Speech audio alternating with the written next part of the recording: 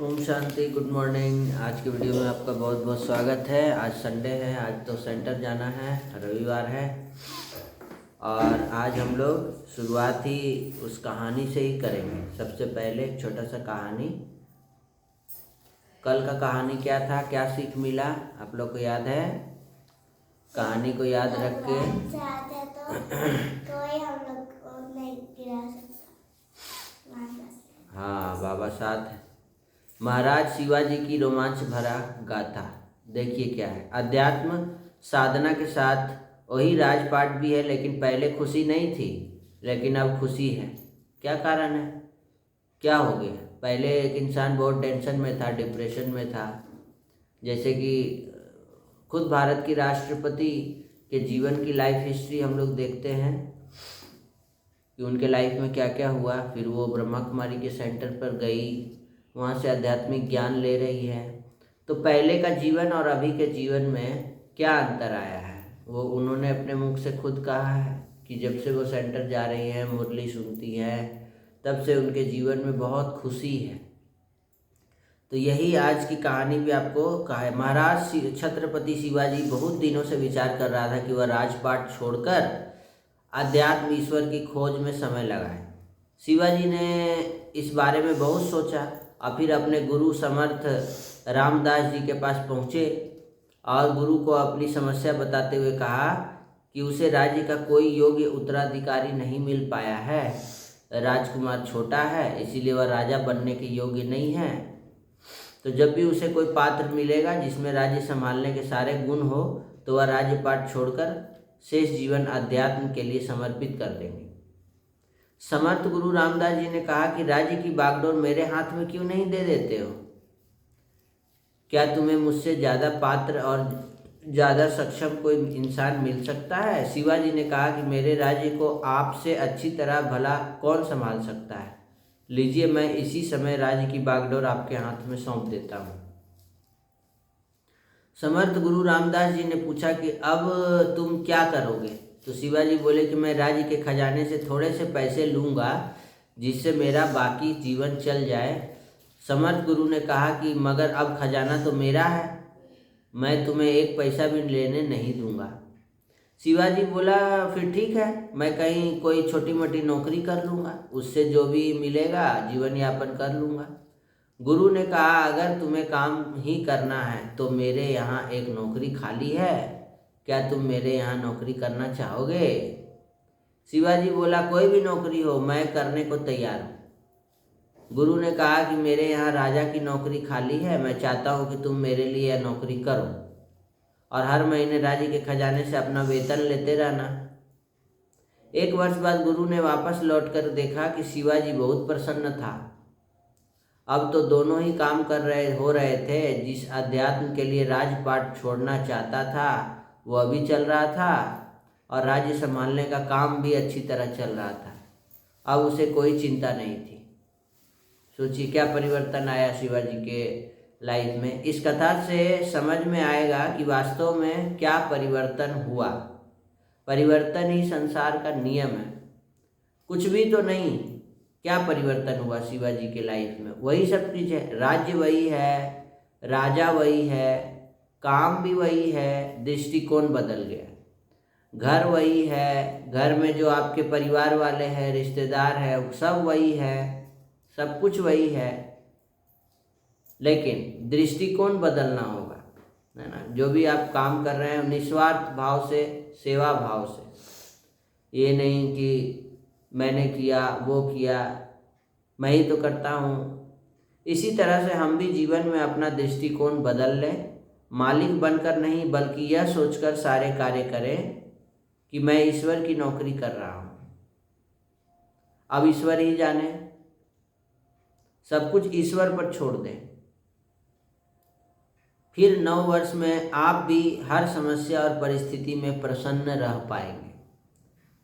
तो क्या आप भी किसी तरीके के पारिवारिक उलझनों में फंसे हुए हैं, बंधन में फंसे हुए हैं? तो इस कहानी से जो सीख मिला है, जो मैं ईश्वर की नौकरी कर रहा हूँ।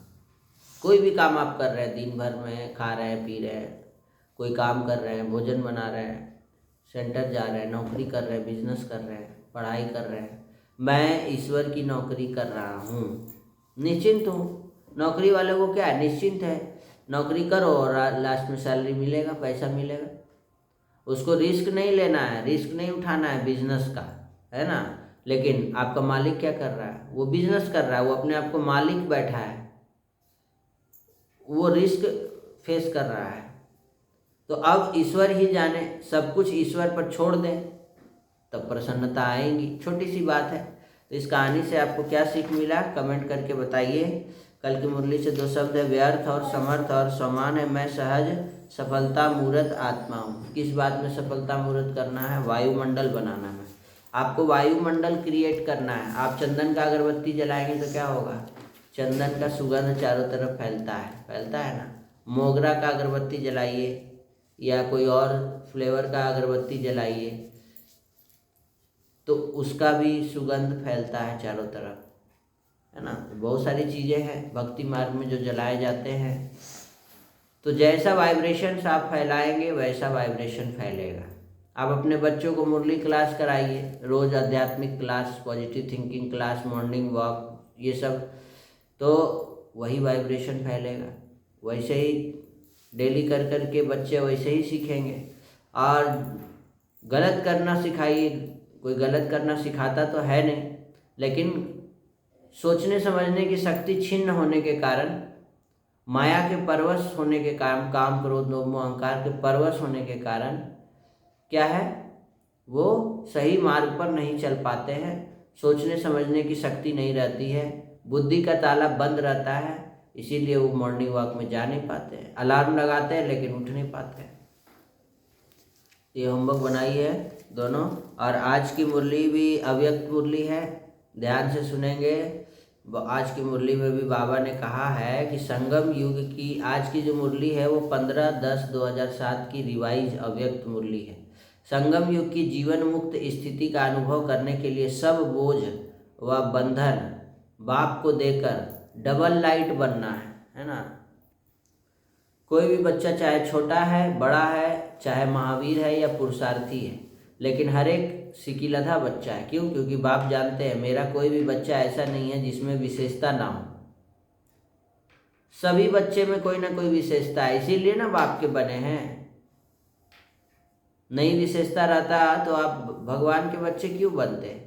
क्यों आप मुरली सुनते, पॉजिटिव थिंकिंग क्लास करते? सबसे बड़ी विशेषता है जो गुप्त रूप में आए, बाप को पहचान लिया और मेरा बाबा कह के अपना बना लिया, बाबा को पहचान लिया है, सबसे बड़ी विशेषता है।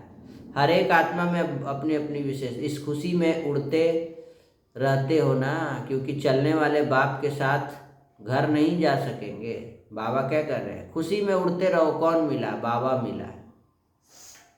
भगवान आए हैं हम बच्चों को लेने, तो उनके साथ ही घर जाना है, तो उनकी नैया में हमको बैठे रहना है, उतरना नहीं है।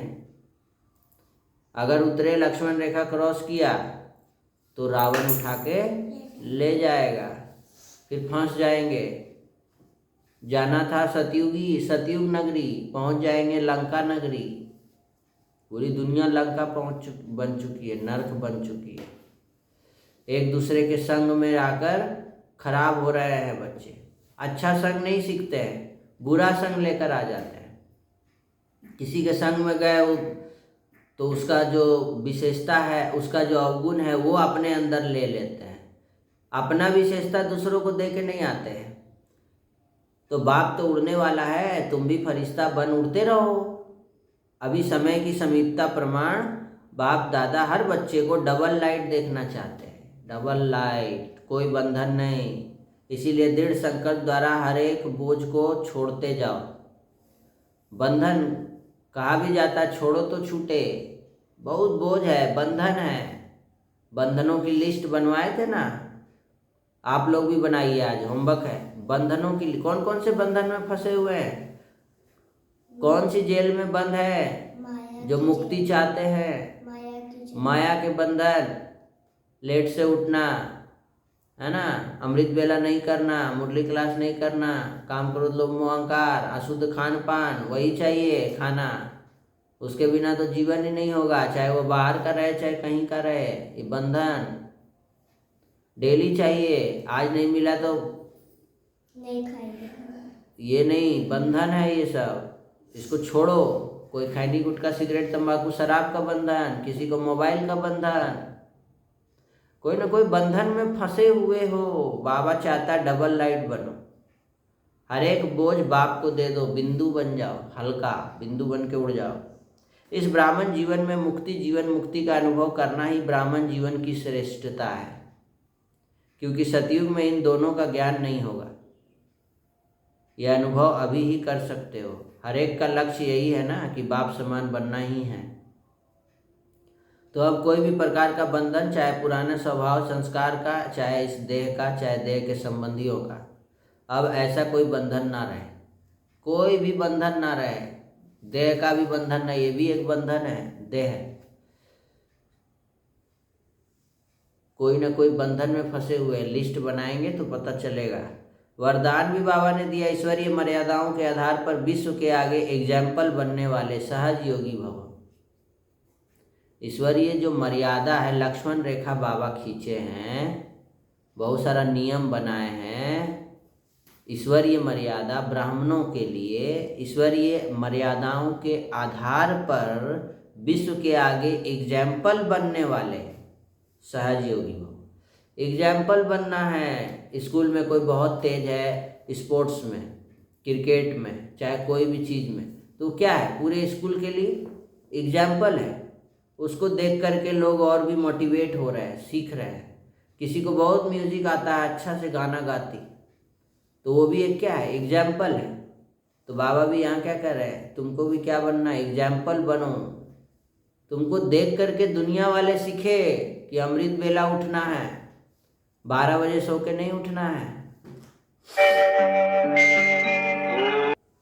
तो हमको ईश्वरीय मर्यादाओं पर चलना है, ईश्वर का मर्यादाओं के ऊपर चलना है ना। जो मर्यादा खींची हुई है वो करना है, अपने मन का नहीं करना है। जो बाबा बोल रहे हैं वो करना है। क्या करे बाबा, बोलिए, बाबा से पूछो, बैठो योग में, बाबा क्या करें, बोलिए, आप ही बोलिए, जो बोलेंगे वही करेंगे। मर्यादाएं तो बंधनों की लिस्ट होमवर्क बनाएंगे, और दूसरा ईश्वरीय मर्यादाओं की लिस्ट बनाएंगे। कौन कौन सी मर्यादाएं भगवान ने दी है हम बच्चों को, कौन कौन सा लक्ष्मण रेखा दी है, क्या करना है, बाहर का चीज़ खाना है तो वहाँ लक्ष्मण रेखा खींचे कि नहीं। अब खींच, लक्ष्मण रेखा के पार जाके खाएंगे। कोई खिला रहा है, आ जाओ खा लो खा लो खा लो, ये खा लो वो खा लो, पकड़ लिया रावण। पार करिए, आपको पता लग जाएगा। यही तो दिखाया है, रावण पकड़ लेगा, माया पकड़ लेगी। स्लोगन है, अपनी चलन और चेहरे से पवित्रता की श्रेष्ठता का अनुभव कराओ। आपके चेहरे और चलन से पवित्रता की श्रेष्ठता का अनुभव होना चाहिए। ईश्वरीय मर्यादाओं पर ही चलना है। उसके लिए जो कुछ भी हमको करना पड़े करेंगे, लेकिन ईश्वरीय मर्यादाओं पर चलने नहीं देगा। कौन नहीं देगा, रावण, माया रावण आपको। क्यों, क्योंकि वो सुन रहा है। आप बोलेंगे कि बाबा से कि अमृत बेला उठेंगे, वो माया सुन लिया, और वो माया आएगी सुबह में, आपको रोकेगी कि अमृत बेला मत करो। आप सोचेंगे हमको रोज मुरली क्लास करना है, माया रोकेगी, आपको जाने ही नहीं देगी, मुरली क्लास करने ही नहीं देगी। तो ये हमको क्या करना है, बाबा से योग लगाना है, अब बाबा से शक्ति लेना है, ताकि ईश्वरीय मर्यादाओं पर ही चलें। तो ईश्वरीय मर्यादाओं पर चलेंगे तो सहज योगी बन जाएंगे, और विश्व के आगे आप एग्जाम्पल बन जाएंगे, आपकी सफलता हो जाएगी। आप विश्व, बाबा जो है हमको विश्व का मालिक बनाने आए हैं, लक्ष्मी नारायण बनना है, ये हमारा लक्ष्य है। नर से नर ऐसी करनी करे जो श्री नारायण बने, नारी ऐसी करनी करे श्री लक्ष्मी बने। अपनी चलन और चेहरे से हमको पवित्रता की श्रेष्ठता का अनुभव कराना है। आपका चेहरा देख के लोग बोले कि ये तो साक्षात बाप समान है, इन भगवान के जैसा गुण है इनके अंदर। जैसे लक्ष्मी नारायण को देखिए तो क्या सोचते हैं आप? लक्ष्मी नारायण जी का फोटो को देखिएगा आप, या फिर कोई भी देवी देवताओं का फोटो देखिएगा तो आप क्या सोचते हैं, है ना? उनके सामने जाकर उनका पूजा करते हैं ना। तो आज की मुरली से 2 शब्द लीजिए, यही मेन मुरली का थीम है, बंधन। एक तो बंधन में है इंसान और एक है डबल लाइट है ना। बंधन और डबल लाइट ये लीजिए, बंधन और निर्बंधन भी ले सकते हैं, बंधन निर्बंधन। तो बंधन शब्द आ रहा है, डबल लाइट लीजिए, डबल लाइट होकर रहना है। और आज की मुरली से सामान लेंगे, मैं विश्व के आगे एग्जाम्पल बनने वाली सहज योगी आत्मा हूँ। मैं विश्व के आगे एग्जाम्पल बनने वाली सहज योगी आत्मा हूँ। तो ये है कहानी, आप पहले ही सुन चुके हैं। इस कहानी से क्या सीख मिला आप ज़रूर कमेंट करके बताएंगे। आज की मुरली में इतना ही, आज के पॉजिटिव थिंकिंग क्लास में इतना ही। आज छठ पूजा का दूसरा दिन है ना। ये सभी पूरे विश्व में मनाया जा रहा है, जिसको हम लोग कहते हैं खरना। खरना हमारे आसपास के कॉलोनी में भी बहुत छठ पूजा हो रहे हैं और सब अपने अपने घरों में ही कर रहे हैं। घर में ही तालाब बना के ऊपर छत में इस तरीके का घेर के वहीं पे सब कुछ हो रहा है। देखिए लोग आजकल नदी तालाब में जाना पसंद नहीं कर रहे हैं। क्यों? अपने घर में क्यों कर रहे हैं? बहुत लोग नदी तालाब में जाते हैं, सरकार भी है जो नदी तालाब को साफ कर रही है ना। अपने हिसाब से जितना हो सकता है हो रहा है, लेकिन हाइजीनिक लोग बहुत हैं। छठ पूजा का त्यौहार है ना, तो इसमें तो बहुत स्वच्छता और पवित्रता चाहिए।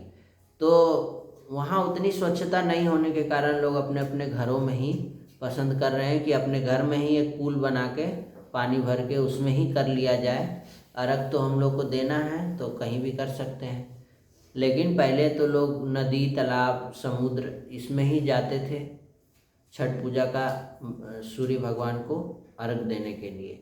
तो इसके पीछे का रहस्य कल हमने जाना कि ज्ञान सूर्य जिनको हम लोग अर्घ देते हैं वो है ज्ञान सूर्य। हम सब कौन है? आत्मा है, और हम सब आत्मा उस ज्ञान सूर्य के द्वारा दिए गए ज्ञान के आधार पर अपना जीवन चलाते हैं। तो उसमें हम लोग बहुत सारी चीज़ें हैं जो हम लोगों ने रावण के दिए गए ज्ञान के अनुसार जीवन चलाने लगे हैं। जैसे ज्ञान सूर्य, ज्ञान के सागर शिव बाबा ने हमको क्या ज्ञान दिया? जल्दी उठना है। लेकिन रावण ने क्या ज्ञान दिया? लेट से उठना है। तो बहुत लोग लेट से उठते हैं, बहुत लोग जल्दी उठते हैं। तो छठ पूजा में सबसे पहला सीख क्या है? जल्दी उठना है। सुबह सुबह उठ करके, इतना जल्दी उठ करके नहा धो के अर्घ देने सूर्य भगवान को जाना है। तो जल्दी उठना, नहीं जल्दी उठेंगे तो कैसे चलेगा? अच्छा, और भी बहुत सारा ज्ञान के सागर शिव बाबा ने हम बच्चों को ज्ञान दिया है कि कैसे खाना खाना है, कैसे बनाना है, शुद्ध और स्वच्छता को बरतना है। तो ये सारी चीज़ें आपको हम लोग को छठ पूजा में ये झलक दिखने को मिलती है। तो ये 3 दिन में हमको ज्ञान सूर्य शिव बाबा हमको बहुत कुछ सिखा देते हैं, है ना। और इस पर सभी आत्माएं चलती हैं, जितनी भी आत्माएं हैं, धर्मात्मा, महान आत्मा, पुण्य आत्मा, देव आत्माएं, सभी ज्ञान सूर्य शिव बाबा के नियमों के अनुसार अपना जीवन चलाते हैं, इसीलिए देवी देवता कहलाते हैं, है ना। तो हमको भी ये सीख लेना है ये 3 दिन में। इससे यही सीख मिल रहा है कि ये 3 दिन छठ पूजा में हमको भी यही सीखना है कि हमको खान पान अपना एकदम सात्विक और शुद्ध कर लेना है। अपना जीवन का रहन सहन, लाइफ स्टाइल एकदम शुद्ध कर लेना है, ठीक है। तो यही सीख मिला। आप लोग क्या सोचते हैं इसके बारे में कमेंट करके ज़रूर बताएंगे। फिर से मिलते हैं कल भी हम लोग कुछ जानेंगे छठ पूजा के नियमों के बारे में।